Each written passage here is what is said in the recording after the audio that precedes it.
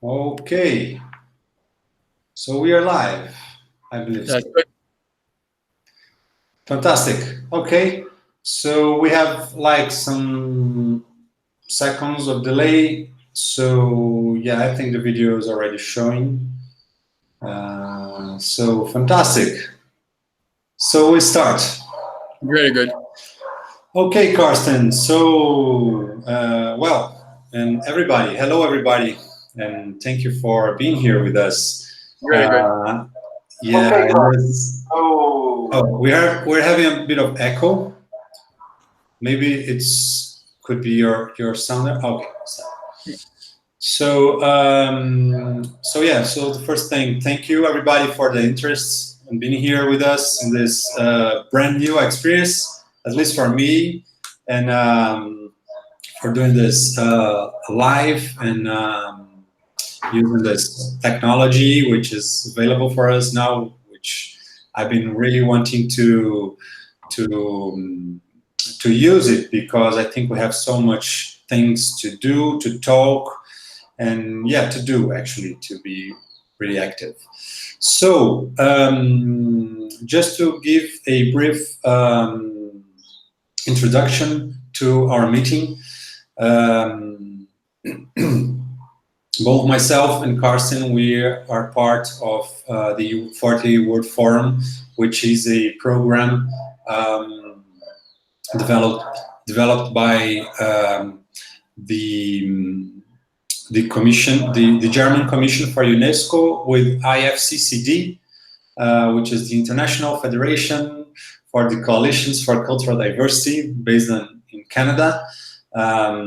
It was released, I believe, 2000 and what, Karsten? Because I think I entered the group in 2009, but I think you were there earlier.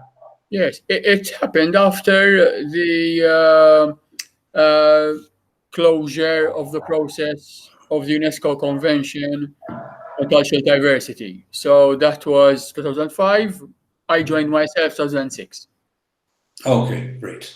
So the group started to expand, and then I'm from Brazil, and then when there was the world opening, I had the chance to be part of the group, and then we have interacted a lot, and the program is focused on the promotion of the 2005 UNESCO's Convention on the Diversity of Cultural Expressions.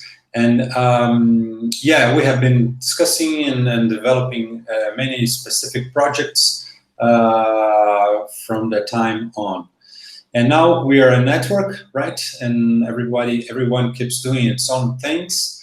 And last year, I brought an idea to Frederick and Anna to send a project to IFCD, which is the International Fund for Cultural Diversity, to do a online congress on cultural diversity and some specific courses. But we were approved in Brazilian ministry, but not in UNESCO's one. So from that time, I thought that we should keep the ball rolling.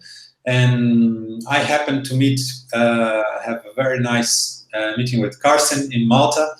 I was in Malta for a quick event, a very, very short days event.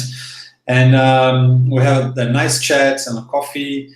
And I don't know if everybody who's watching here knows Karsten, which is, I feel it's such a nice guy, and I always feel nice meeting him. So we had this nice quick chat there, and I had this idea of doing an interview, a very, very relaxing chat live on internet, so that everybody could participate and probably make questions if you have there, if you are the ones who are watching.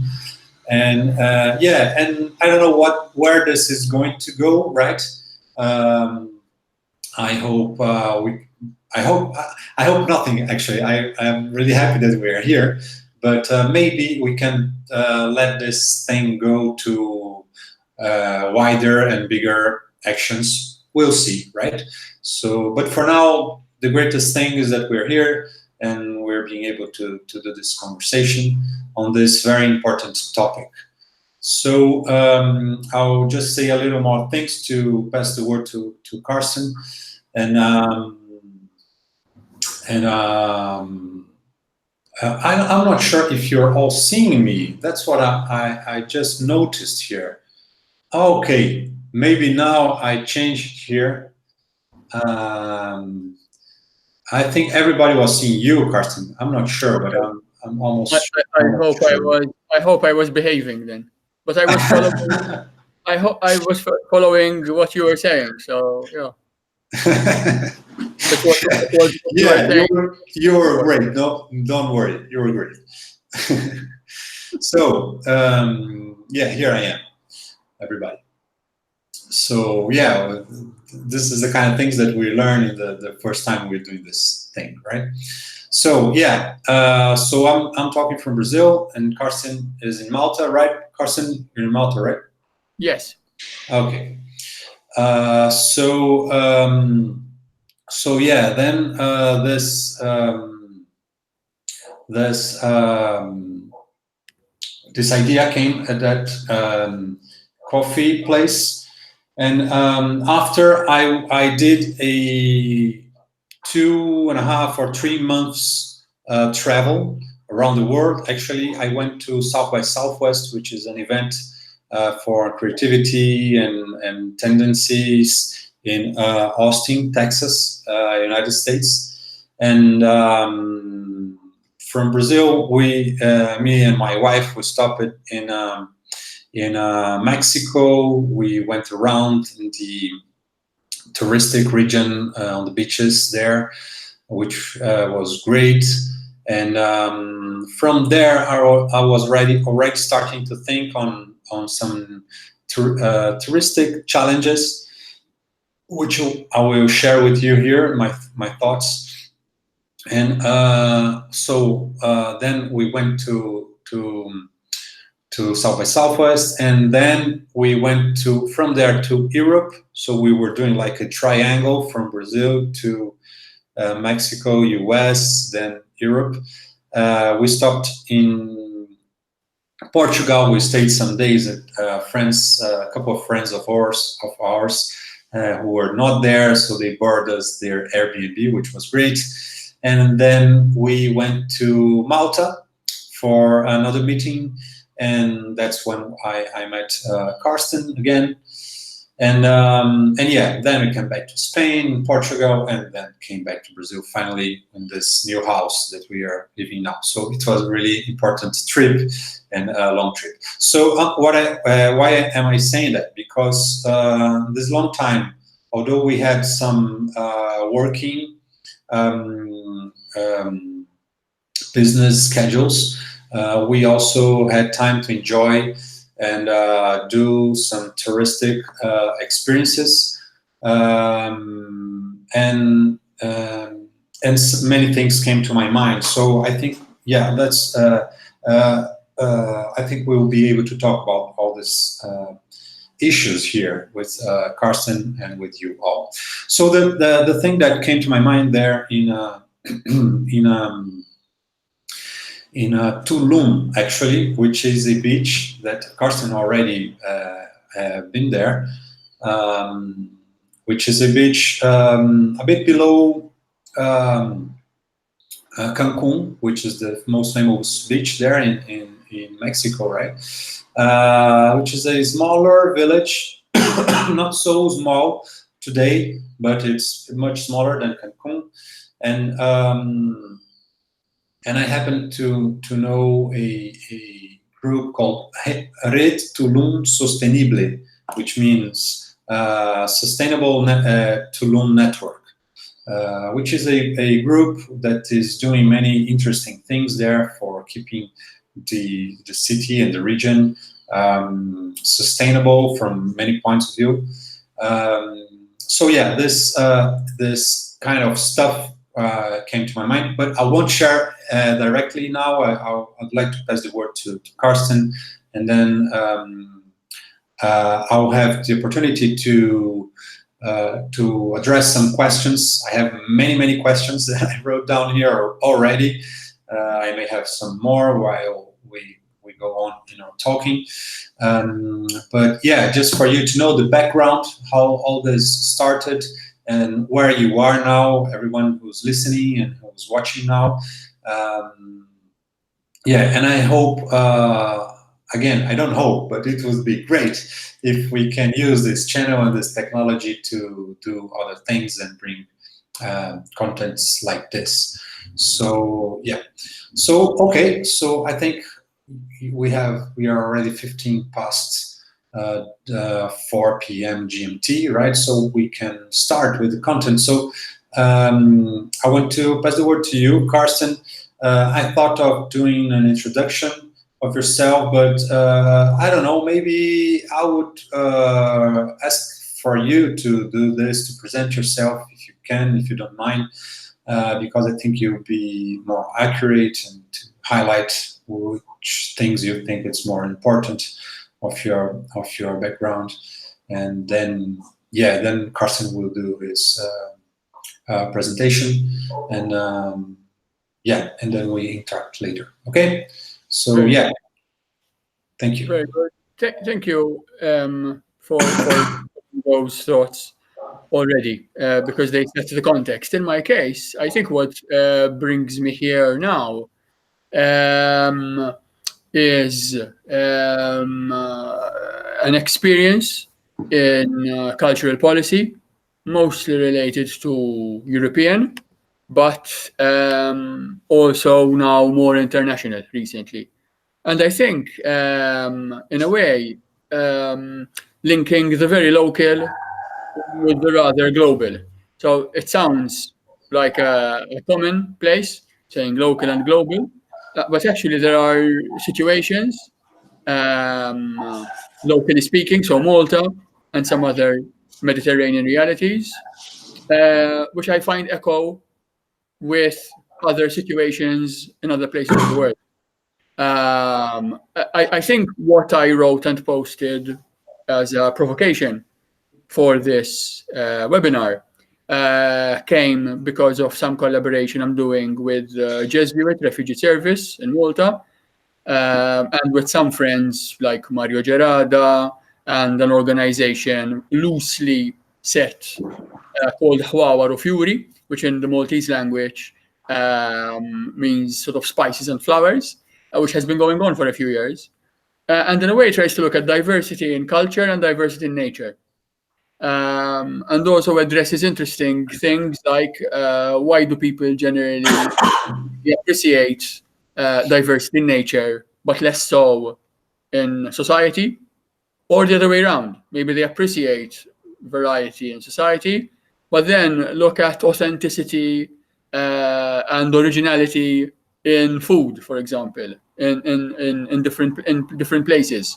So how much people are comfortable with diversity, mixing, or how much they appreciate authenticity, originality, lack of mixing, lack of diversity, and more of a pure element in what they eat, for example, on what they experience as culture, came up, because that is very ironic. In a way, it's maybe in a liberal, progressive perspective, it's good to appreciate mixing among people, but somehow we still feel that a certain purity, authenticity in what we eat and the vegetables that are grown is somehow something to be savored and protected. And I think the Convention of Cultural Diversity and the work UNESCO does along a lot of lines, it tackles that without giving any simple answers. Because we value what is maybe old, traditional, what is belonging to a society, a community, but at the same time, we also value the mix, the novelty, the innovation, which comes up by mixing cultures. So somehow maybe we, as human beings, we like the best of both worlds. keeping things that are old, traditional, give us our identity safe and value that. But at the same time, we also want innovation, mixture, interbreeding, and things which we don't know yet. And how do we do that all together? So in a way, in what I wrote and in what today sort of fascinates me is the possibility of living in a global world which is very mixed, but at the same time still wanting somehow to protect and value what is traditional, what is hundreds of years old. However, with that, there is a lot of politics which comes in. So populist and far-right movement around the world latch on to this purity idea, to this defense idea of people, of keeping communities maybe homogeneous, of speaking of what makes us Maltese, Brazilian, European, whatever, linking also with issues of religion, of race, of ethnicity, and being afraid of the diversity element. At the same time, you get the more open agenda, liberal, which, however, is also used by politicians and businesses to open up markets, not to protect what is left of the welfare state, of social society, which protects the people within a particular community. So that is just sort of as a starters of what makes me sort of curious nowadays about our society. But we can go very quickly within the same conversation, within the same group of people, of being called maybe too progressive, too liberal, but at the same time, wanting somehow to protect what sometimes little identity people can still share amongst themselves. Great. Thank you for that. I really think that tourism is on the center point of all this discussion on cultural diversity, right? Because I think like when someone decides, right, to go to do a tourism trip, for example, right, to go to a different place, a place where the person never went or not. It can have many different impulses, right, or meanings why someone do tourism. Sometimes it's just an option to go resting, and you can go every year to the same place because you like that place, because that place makes you feel well and well, all that, right? So, but anyway, I think there is this living your daily life, right? Your everyday's life, to go somewhere else that you think something will happen to you, right? That can be relaxing, feeling better. Normally, it's that, right? And but then there is this challenge that you're bringing, right? When do we choose to go to somewhere that will? The question I think would be like, can we call tourism when we just decide to travel somewhere to relax, and what would be the meaning of this relax, or could we only say like tourism when we really get out of our daily life, our concepts, and get in touch really with something different that brings us something that provokes us, and something. What are your thoughts on that, Karsten? You're making me think of something which a friend of mine here in Malta shared with me recently about this still localized movement, which is, however, growing, which is growing especially in Scandinavia, in the UK, in Ireland, and also continental Europe, which is trying to encourage tourism or travel, even for academic purposes, for example, for research or other types of work, which avoids flying. So it's a sort of flight chain movement, which is trying to encourage people of new ways of addressing travel for tourism or other purposes. And what you're saying makes me think that somehow you might want to be aiming to get a relaxing break somewhere. It could be by flying or taking a cruise liner, for example, which is very popular in the Mediterranean. But maybe without thinking really about the consequences for the environment, for global ecology. But I think it also means for yourself, because it depends on how aware you are of how what you do influences yourself, because you do not live on an island, metaphorically speaking, even when you do live on an island. Somehow, I feel like taking even islands like Malta or others in the Mediterranean.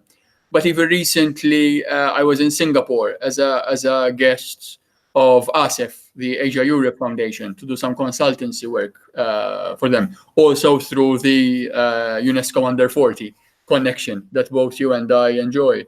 Or somehow forgetting the environment where you live, somehow detaching yourself so much and creating timetables, consulting online tools that somehow detach us from the physical, practical environment we live in, which can be comfortable and can make a sort of sanitized bubble to live in.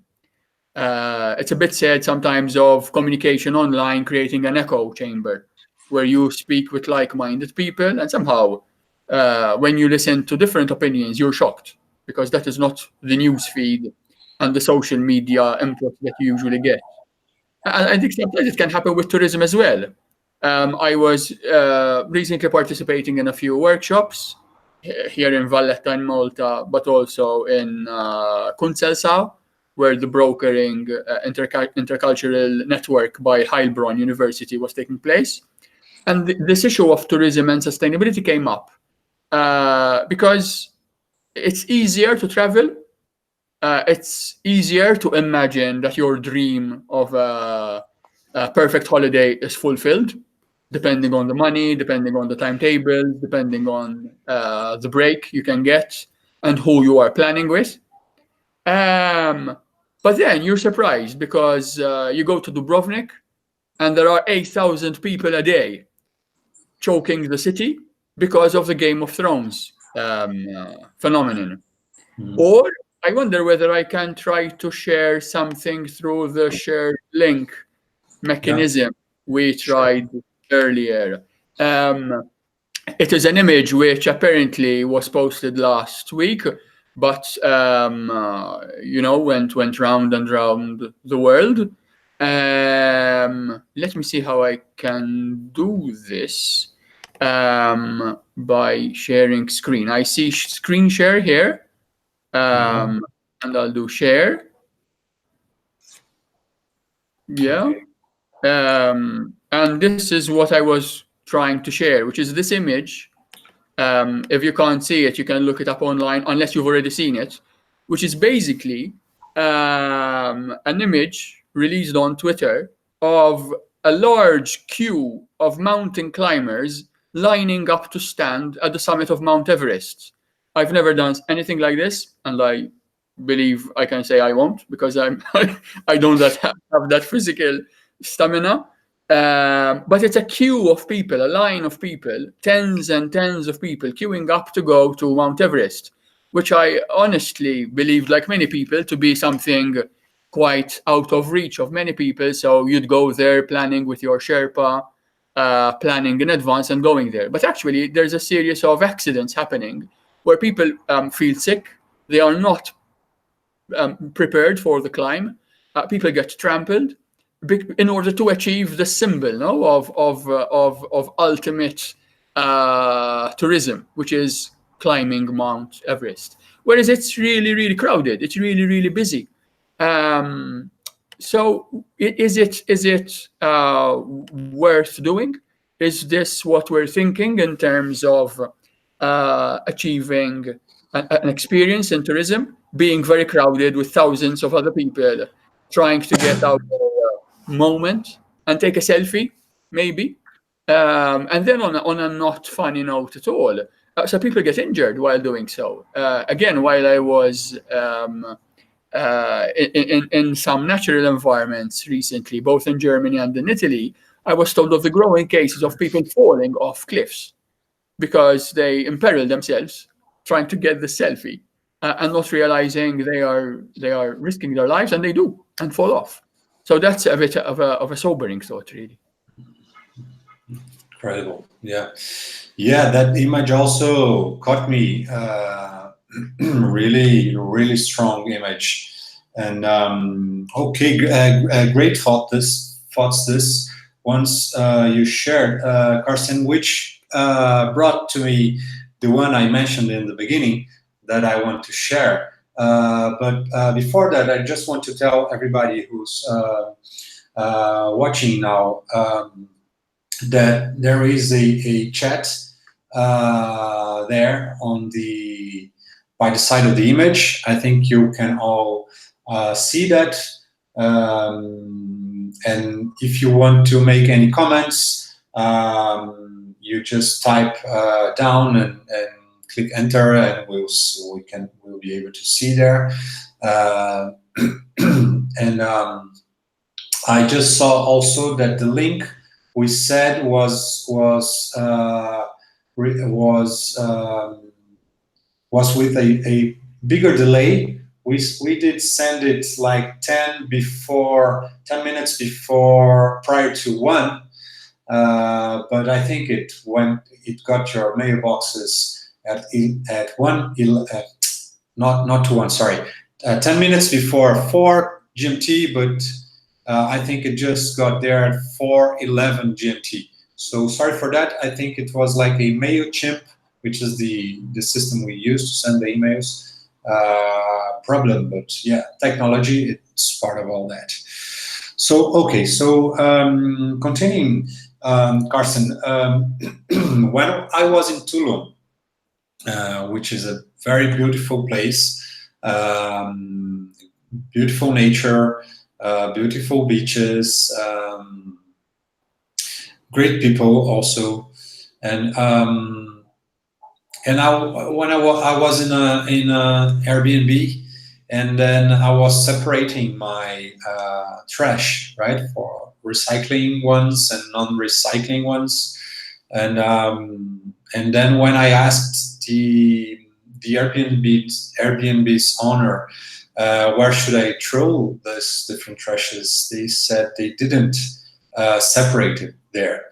So I believe this is very common, but that was a strong thing for me there, because I was in a beautiful nature place, and I don't know, that caught me, how come? So where's all this going, right? All this garbage, and then I was at night taking a look at the internet to see some informations about Tulum, and then coincidentally or not, I have watched a movie there talking about Tulum and sustainability issues there, and there was this thing about where the trashes were going, where the trash was going, and then I got to know this Red Tulum Sostenible, which is Sustainable Network Tulum, right? And then I got in touch with them, and they were doing like a very non-official garbage selection, and so that was great. And well, so that took me to another thought, which is okay, so when I decide to go traveling abroad, to go do tourism, I don't know if we say like this in English, I think one of the most important things is that I need to relax, right? People think on that, right? They work all year and then they decide to go abroad to have some headspace, right? And another thing is to go see different things, right? So my question to you, Karsten, with this thinking is, do you think we are able to really relax if we face this kind of challenges?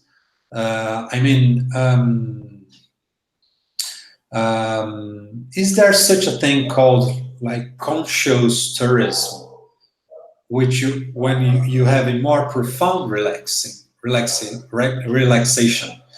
right? When you go somewhere to do tourism and you know that you're doing something that is right. So just to give you an example, when you choose a hotel to stay that you know is have sustainable practices, policies, differently than another that you don't know, or something like this. So what are your thoughts on that, on this conscious tourism, or the deepness of a real experience on tourism, both from the relaxing point of view and from the new thing that you're getting in touch with, Yeah, experience? Okay. yeah. I think I like what you said about tourism is the moment you get some headspace to relax. But somehow we seem to lose the connection between how we lead our everyday lives and then how we lead our tourism experience. So I'm a bit also concerned sometimes that maybe, again, I'll use some images maybe if I can. We seem to sort of possibly, I put up an image now with the Sustainable Development Goals. I don't know if you can see it. Yeah.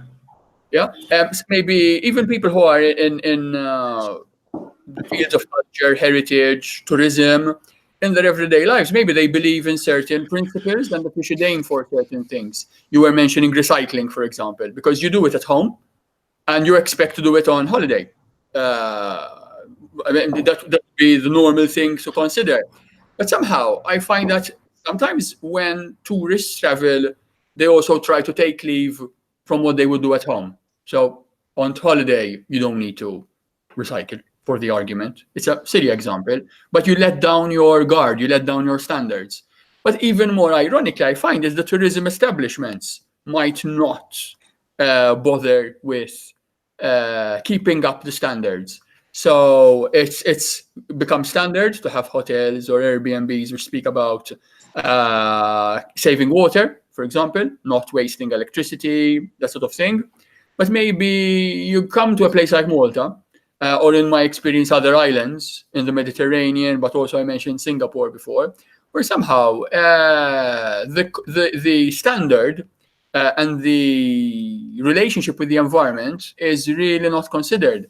And you travel to a place and say, how come this is not being respected, sort of. Again, if I can share something else, this is a Facebook page which is live from Malta again, about the rampant urban building development, which is also ugly, I must say, which goes against traditions, images of beautiful Mediterranean, because it's just concrete and it's just speculation and money making in the very short term, with very little thinking in the long term. So how sewers will be managed, infrastructure, transport. And it is a telling image, I think. It's a telling statistic, a telling number, that tourists in Malta are all the time increasing, but their stay in Malta is getting shorter, which to me means I think policymakers and politicians don't care because they're just making the money. But it does say something that tourism, in terms of overall figures, is growing, but the experience and the length of the experience is getting shorter and shallower.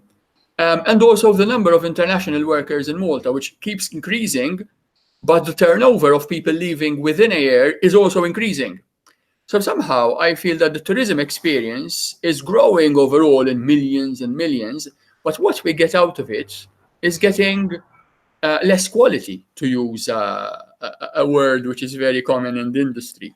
So again, to go on something else which is visual, I'm not saying this is the solution, because there are more questions than answers. But through a local organization called Iniziamed, which spans Europe and the Mediterranean as well, as a platform of collaboration, we have linked up with another platform called the Roots of the Phoenicians, which I can say a lot about, but I'll try to keep it very short. Because in a way, as discussed in a recent seminar we had in Malta, called Rotot, or Roots in Maltese, we're looking back at the time of the Phoenicians, because somehow they weren't colonizers and they weren't the Romans or other empire building peoples in the Mediterranean. So maybe a bit neutral, but at the same time maybe a bit nostalgic, a bit fantasy related. And somehow we try to link areas in the Mediterranean by discussing what the values of the Phoenicians are and whether we are the new Phoenicians, traveling without wanting to conquer.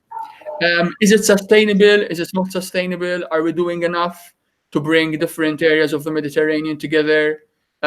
Should we speak more politics? Should we lift tourism outside of politics? These are all questions which somehow we need to address, especially in areas of the world like the Mediterranean, but also others like the Caribbean, for example, or like Southeast Asia, which are growing in terms of tourism and making a lot of money in tourism, but the quality of life, the environmental sustainability, and also the politics on the ground are sometimes very dodgy, are sometimes very debatable. Interesting. Really wanted to know more about this project there, which interests me a lot. But is there any other experiences, Karsten, projects that you think are doing a good work? You can say more about Malta's context, or if you have other examples around the world that you think is doing a good job on that, because this is the challenge, right? To do to offer a good experience, but also to keep the place alive and protecting its culture and its environment, right? Because again, on the example I just gave, it is of my most interest that the place where I'm visiting, which I find so beautiful, to keep like this for the next visitings that I plan to do, or for other people. So it could be a really personal wish, a ego issue, right? Meaning just wanting it to be again like this for me, for myself. So it's so if you want to talk about this also, or other examples, it would be nice to hear. Yes. Again, I would say if a tourism experience, as is discussed, debated, one of the writers I like reading is Greg Richards, who writes a lot about this element of experiential tourism, which goes beyond the quick come and go, the quick. I love the Italian expression for this type of tourism sometimes, which is mangia e fuggi, eat and run, where you basically go for a day or for a weekend, try to get a quick feel and go, which is basically the short break concept, which is also encouraged by cheaper air travel, or by the Airbnb model, or let's say the traditional Airbnb model, because even Airbnb now is responding to the environmental consciousness which is being raised around that model. I would say when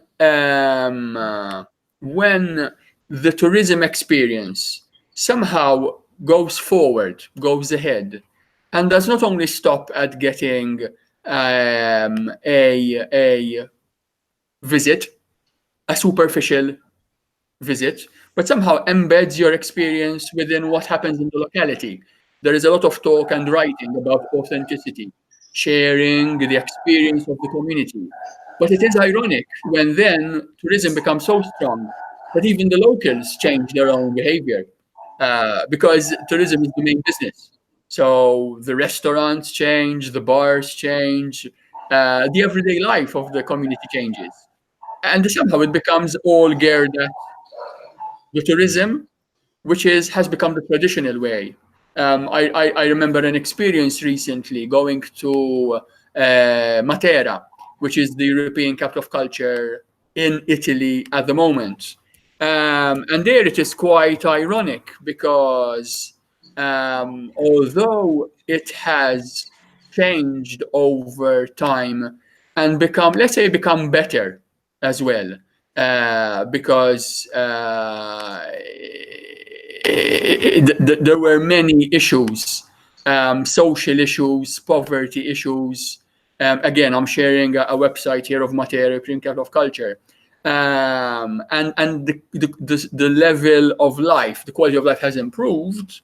However, it was very clear that the centro storico in Italian, the core, the historical core, has lost something because the Airbnb tourism element has taken over. Prices have gone up.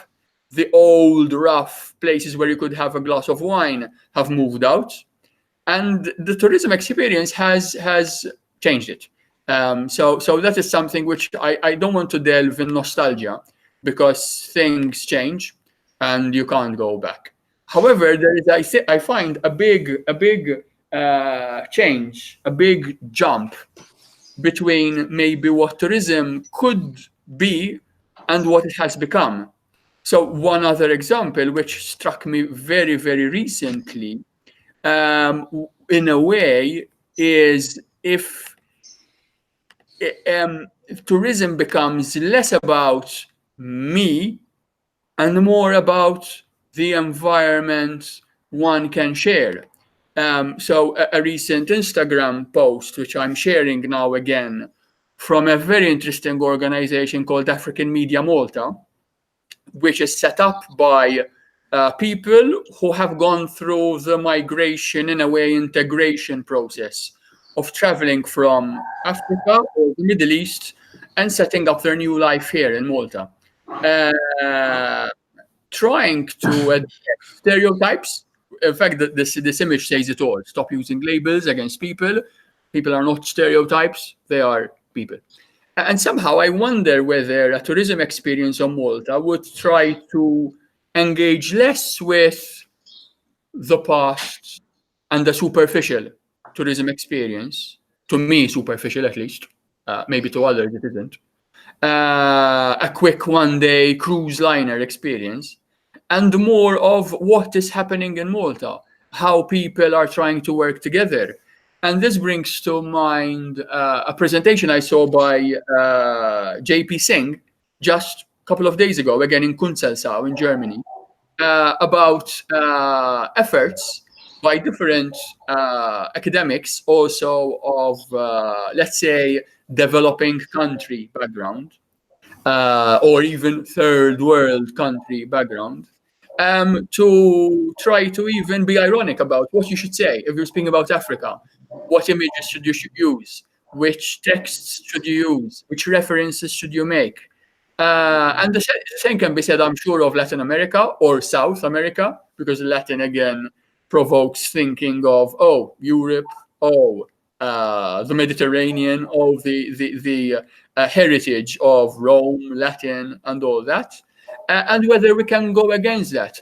I know sometimes all this feels a bit airy-fairy and academic, which maybe it is. But I think certain projects, certain examples, go against that. I found this experience, for example, in Palermo, in the south of Italy, in Sicily, where they were less concerned with promoting something very nice, something very superficial. But even at the airport, for example, having an installation made from the boats of refugees, migrants, on the way to Lampedusa or on the way to Sicily, where the mayor himself speaks clearly that we're not after the money of airbrushing the image of Palermo, but we are diverse. And a visitor to Palermo is a visitor more than a tourist, because we'd like to engage with him or her on an everyday basis. And I think some places do it. Palermo is a case in point. Other places do it less. I don't know what you think of that. No, fantastic. It's so great to get to know all this experiences. And when you mentioned Greg Richards, for example, it was very interesting because I had a question for you, which I wrote down like.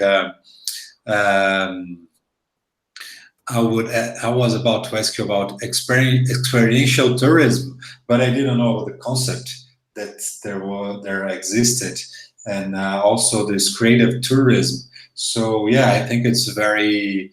It makes total sense. I will take a look. I will take a better look on that later, and maybe we can do a second chat afterwards to go deeper on all that. So yeah, it makes total sense. And while we were speaking, I was thinking, how can we, or how can people be can people be incentivized to practice, if you also can put it like this, experiential tourism, besides of what can we call like a posterized tourism? What would be the opposite of it? And the consequences of each one, right? Maybe if I can really say about Greg's concept, because I didn't went more in depth of it. I just got to know it, but it comes to my mind that it's interesting for the tourist point of view, but it's also good for the world, for the diversity, for the community. You are generating good things, and in opposition of doing a posterized, which I'm just saying this word like this right now, but a posterized tourism where you kind of help to keep things like they are, with maybe more prejudice, with people more close to its own worlds. Not going, not really having headspace, right? Because actually, this way, when doing this kind of tourism, you are actually sticking more of your own world inside of yourself, right? Yeah. So you're producing this kind of world, right? Yeah. Yeah. You remind Go me. ahead. Yeah, go ahead. Of a saying, sort of, which is when you read a book, you try to not read about yourself, but you try to read about other people's experience. You don't want to just know more about yourself. Sometimes you do, but sometimes you want something different.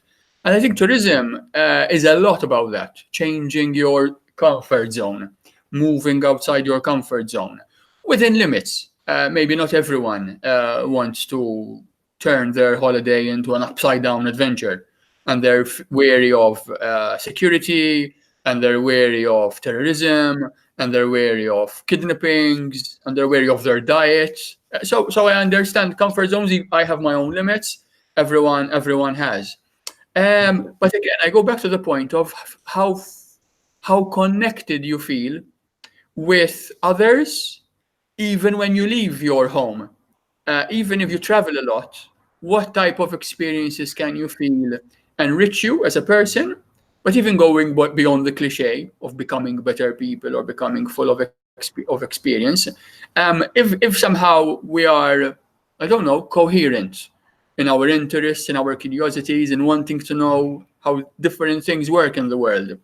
But then, in a way, at the same time, also practice what we preach.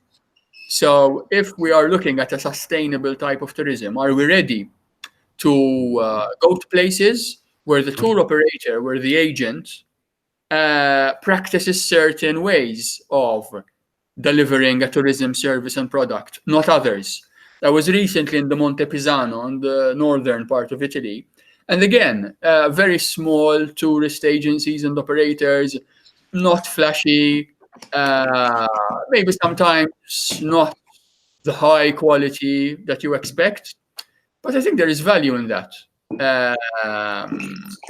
Recently, a few speakers were at the University of Malta at the Institute of Tourism, Travel and Culture, where I work managing EU projects. And one of the speakers, Jim Butcher, from Canterbury University, was talking about the balances we need to choose in life. Does every experience need to be Venice, or can some of them be Trieste, maybe, or Treviso, a bit more off the beaten track, maybe less comforts, but also less people, less crowds. Maybe you won't get the Biennale, but you will get other type of richness, possibly. It does depend a lot on the person, on what we are looking for. So again, I guess to use a cliche, there is a lot in our education.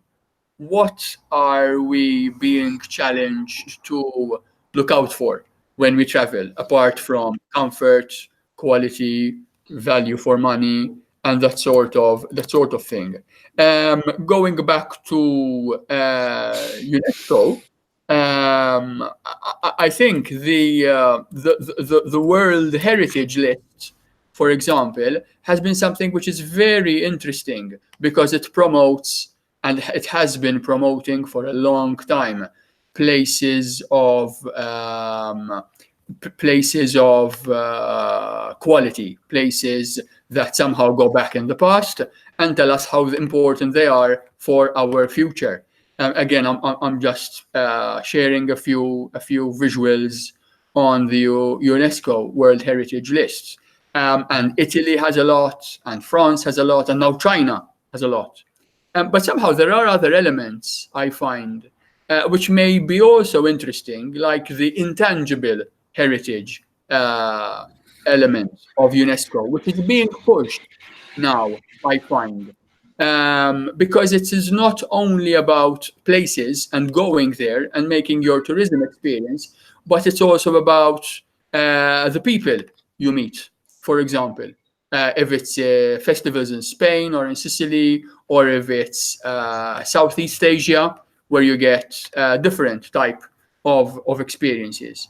But then there are even further. Recently, again, I was listening to the same speech by JP Singh about the Freire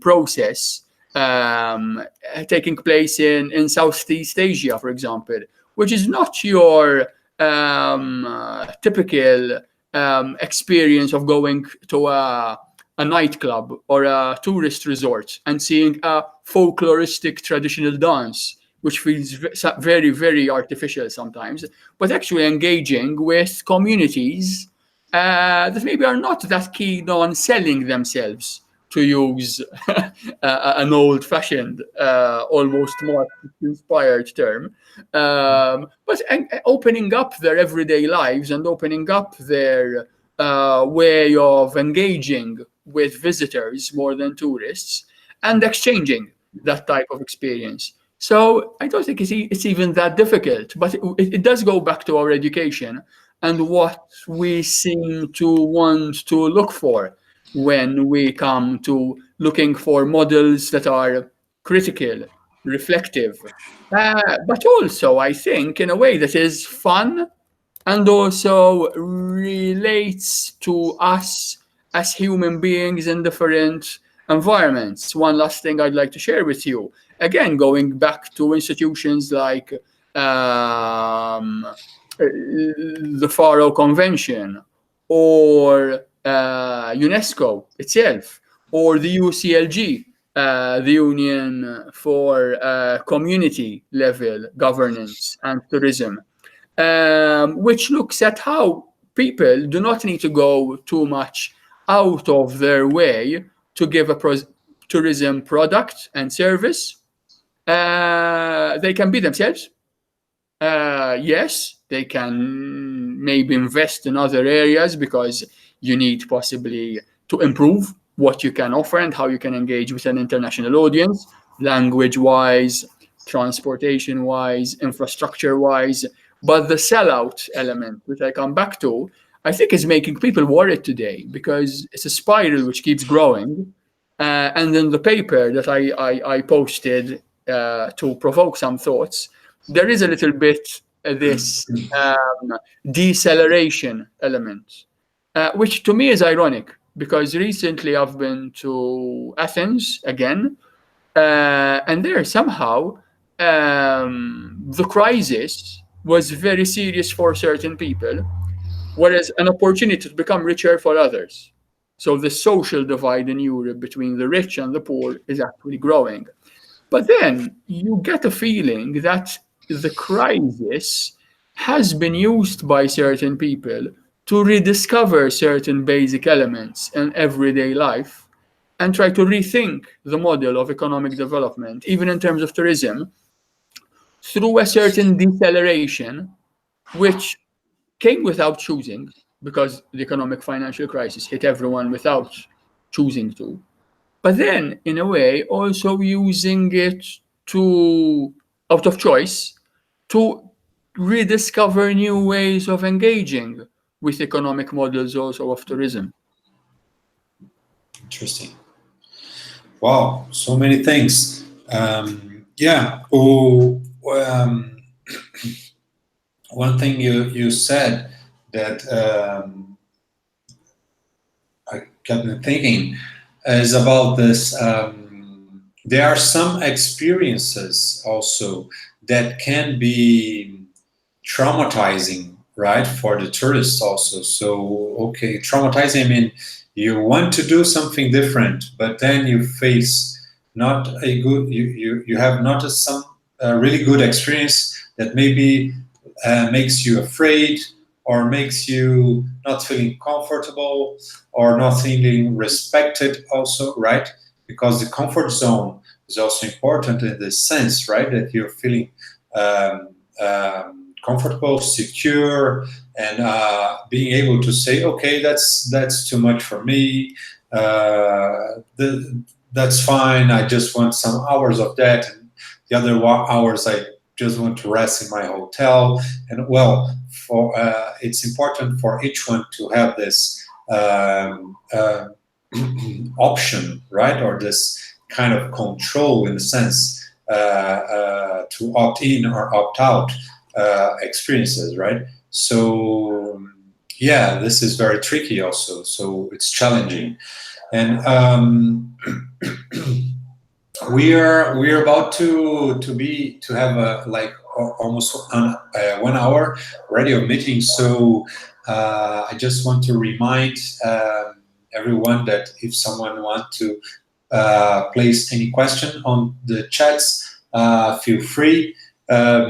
Otherwise, we just keep going. And I want to ask you another question here, Karsten, that actually has to do with kind of summarizing a little bit all that we talked about also.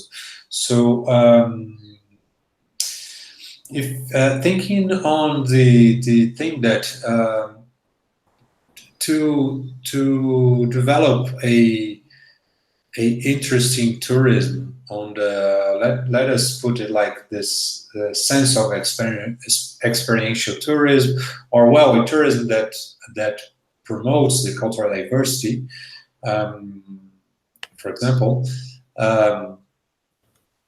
if you have with you 4 stakeholders or 4 groups, like a local government, the local companies or entrepreneurs or private, small or bigger companies, the community, the local community, and the tourists, which would be your advice for each of these specific groups on promoting this this kind of tourism that we're talking about? What would you say differently to each one? Is it possible to say something in this sense? I think so, and I think so. In the sense that there is a lot to be said, and I think also there is a willing audience. There is a captive audience.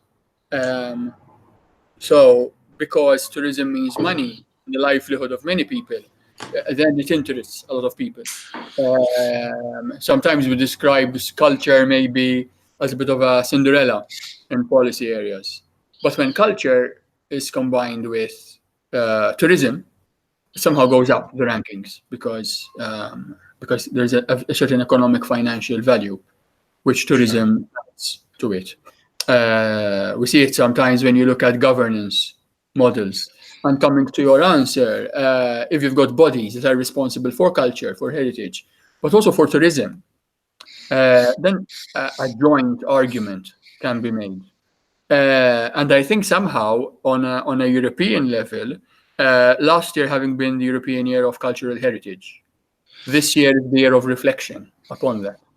At the same time, last year was a strong year of Indian-Chinese collaboration when it comes to the Silk Route and opening up this belt linking Far East with the Mediterranean and the rest of Europe. They are all based on cultural arguments, but culture, which is in a way informing tourism policy, and tourism policy, which is on the ground, very active. I think the stakeholders may be spoken to separately, but also together, because the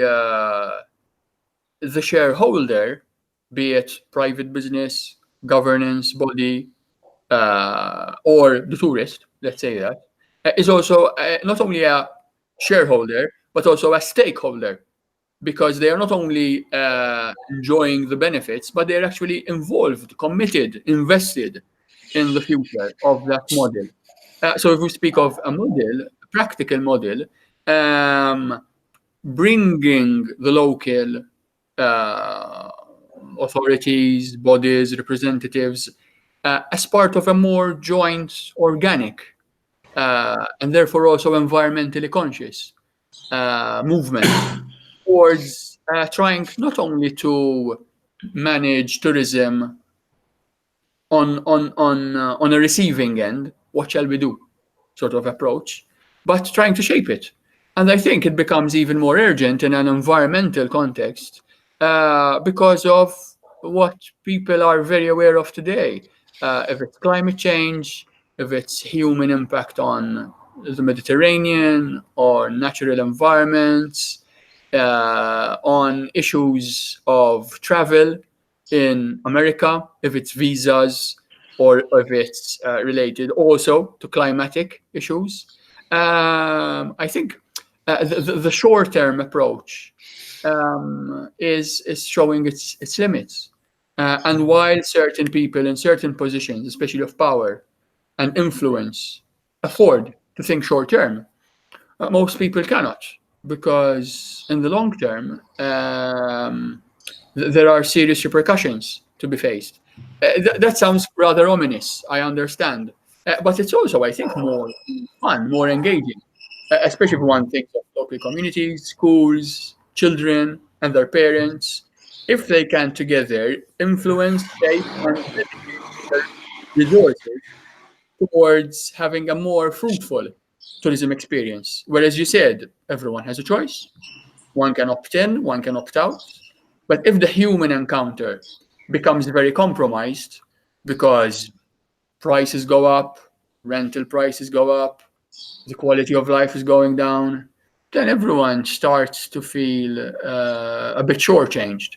I remember recently a very good text by one of the representatives of farmers, what is left of them in Malta, who said it's ironic how somehow we value a lot going abroad on tourism experiences, to enjoy agriculture and tourism and try to get the most of it. Whereas at home, we don't care for that anymore.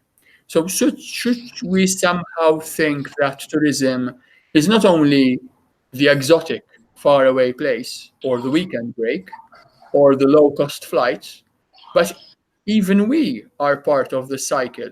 And if I can live better at home, maybe I can travel less. I am more relaxed at home. Don't need to run away from my home in order to go into the other side of the world.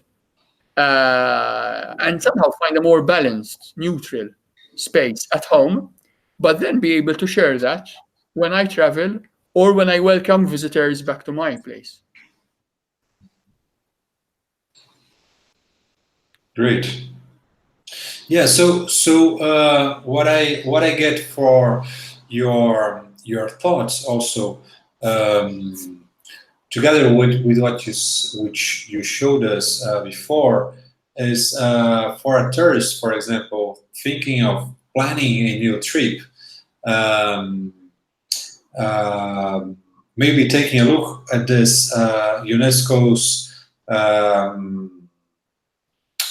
heritages. They are available for visiting, and sometimes has an infrastructure that a sustainable infrastructure. Sometimes I don't believe it's everywhere like this, right? But would that be an advice for tourists who are planning, for people who are planning a new trip? Where to go, maybe to take a look at this heritages, or what else would you give as advice like this, like pay attention on something, or try to do this or that? Is it possible to say something like this? I think so. Somehow, as we said at the beginning, if one can find a sort of echo resonance with what one values, with what one likes, then we're more comfortable in that environment, even if it's a very different environment from what we care for. So if, let's say, someone enjoys sports or extreme sports, and they practice that in their everyday life, their traveling patterns will reflect that. It's difficult to have someone who maybe is very sedentary suddenly go on something which is very physically demanding. So there is a coherence, I think, between what one does physically as well in everyday life, what one seeks for in tourism. I think the same example can be done with religion, for example, or spirituality.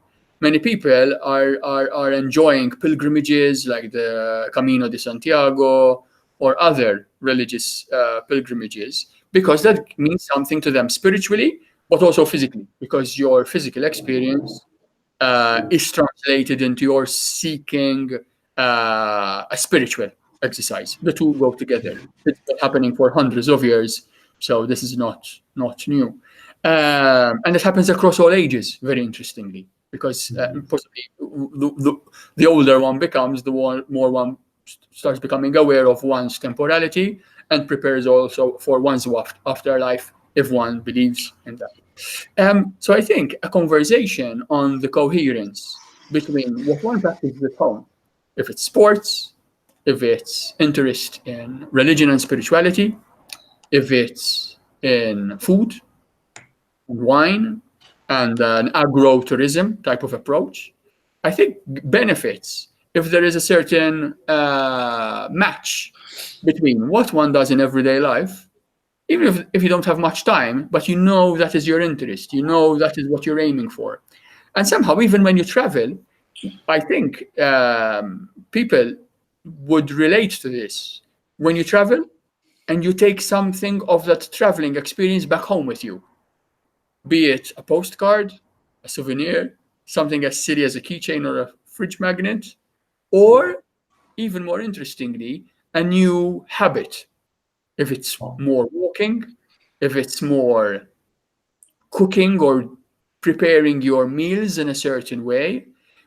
I think maybe one of the main regrets of travelers, visitors, is going back home, having enthusiasm, maybe having brought back home a recipe book with them and saying, yes, I need to start preparing certain things. And then because time and quick, fast pace of life takes over, that goes. Or you were used to walking more because you were traveling sites and maybe having a bit more physical experience, and then losing that when you go back home and getting back on the car, in your car, or the bus or the train, and losing that physical side. It would be interesting to find ways of combining the visitor experience we get when we're traveling and somehow preserving that for the visitor when they come to visit us, but also for ourselves, because it keeps us in a way within a time frame and a mind frame and a mind space.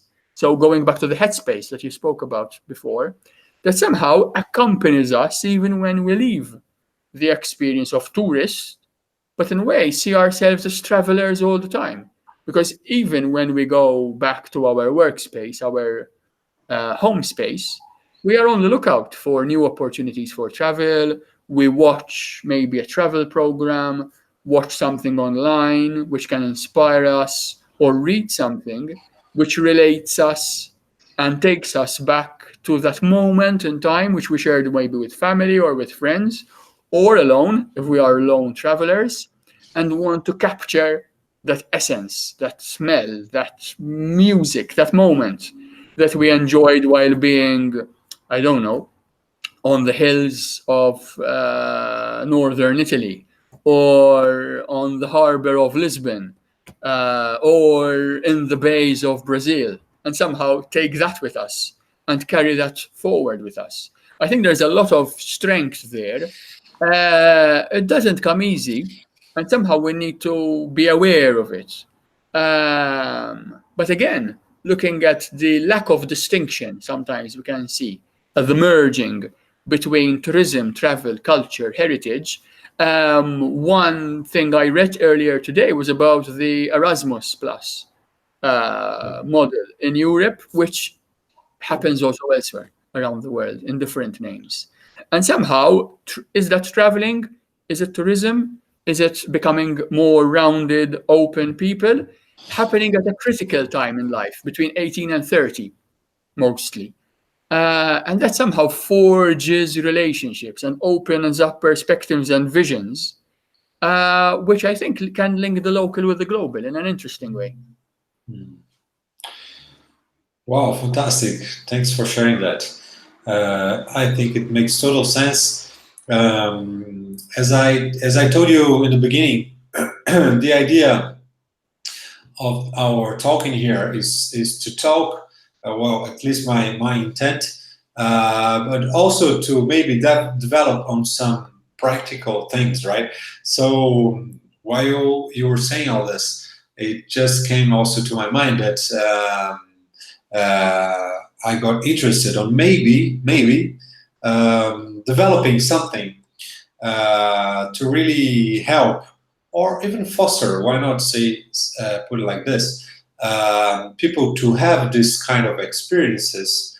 And I mean, when I say these experiences, I mean this full experiences, which will always not be 100%, but maybe to increase a little bit more of this percentage of all of these experiences you said. I mean, to maybe keep these habits, these new good habits, a little more for a little more long time.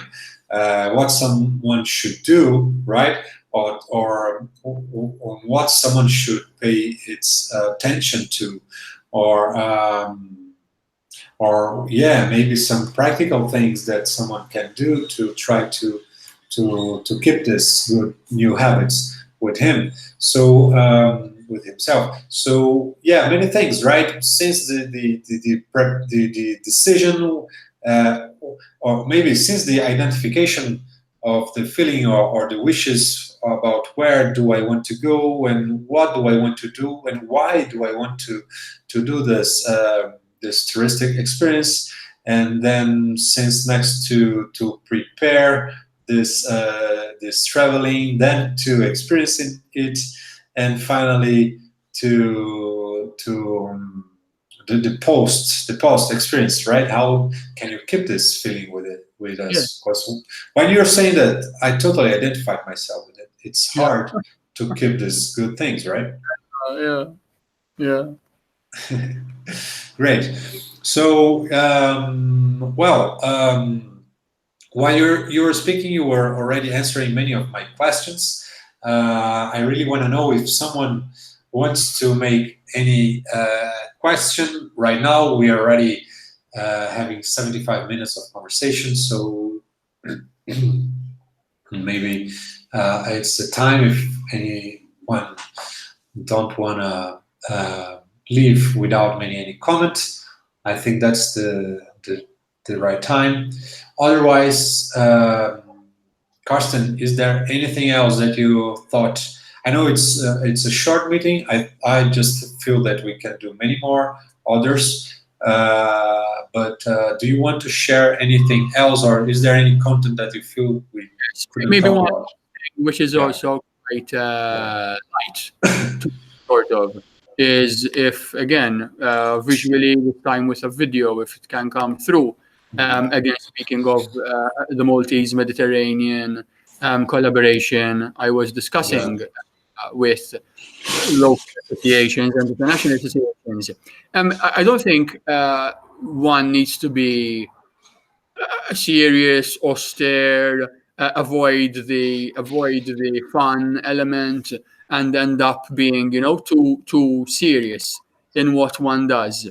There is a consciousness, there is an element of reflection, but I think there are also stimuli, curiosities, wanting to go the extra mile, which I think resonates with many travelers and visitors today, and somehow feel that there is more of an engagement at a local level and a global level. So even something, which is nice, well polished, like this video, which I was involved in. It needs money and time and seriousness and work to be done in a very standard tourism way. But I think if there is something which goes further, if there is something which goes deeper in what we are saying and what we are doing, and can maybe also encourage us to go a bit maybe out of our beaten track, out of our path, then I think that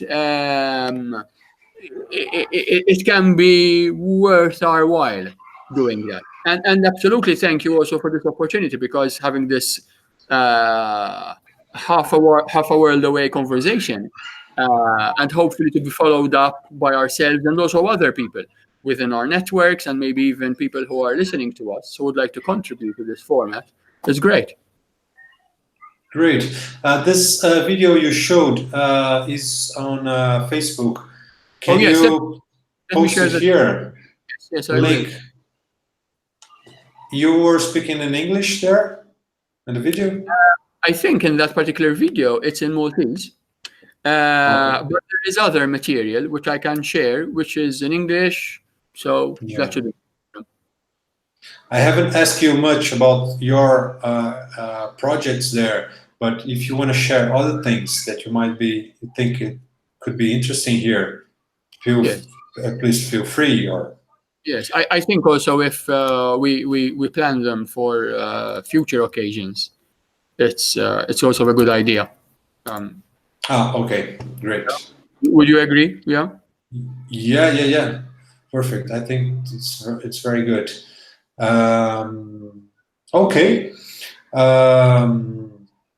So I'll wait you to post it here, and we will send this this recording also to the subscribers and to Forti Network. I really hope I can say that. It's third time I say hope, so I think I really hope that we keep this moving. It was very quick but very good for me.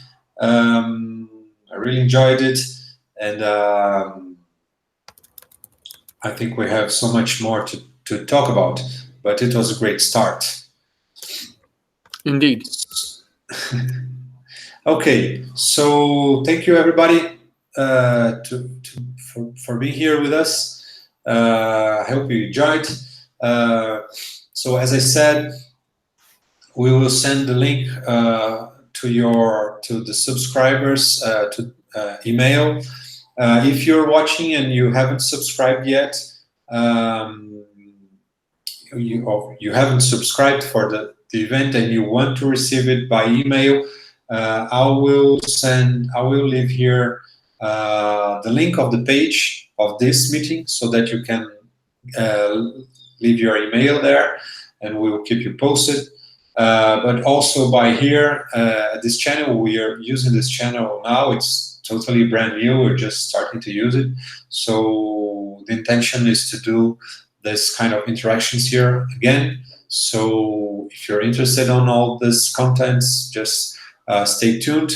And yeah, if you want to interact with us, with Karsten, Karsten, if you want to give any other directions of yourself or how people can reach you or anything like this, so that other projects and things can happen, go ahead. Very good. Thank you very much. Okay.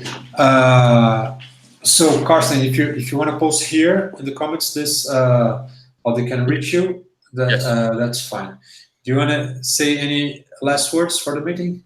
Oh yes, I think this is part of a rolling conversation that we have with all our networks and people who follow us and their networks. So I think it's a very pleasant experience and also a practical one because it touches our everyday lives. Great.